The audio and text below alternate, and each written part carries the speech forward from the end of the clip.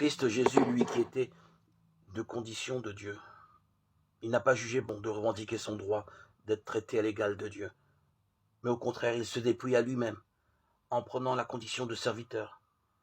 Devenu semblable aux hommes et reconnu comme un homme à son comportement, il s'est abaissé lui-même en devenant obéissant jusqu'à mourir, et à mourir sur une croix.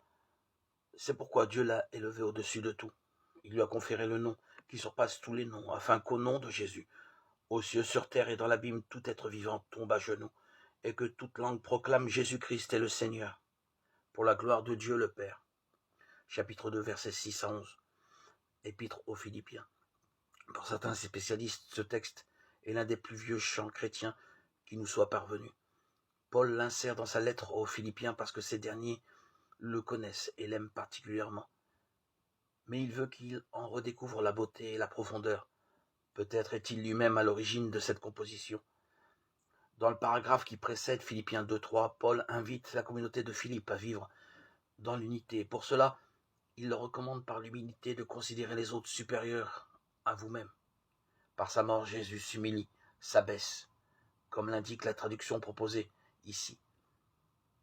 Sur la croix, rien n'est plus essentiel pour le Christ que notre vie.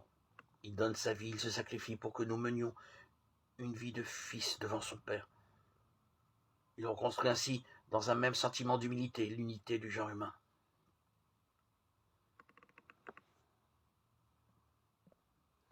L'humanité est alors unifiée dans et par le Christ.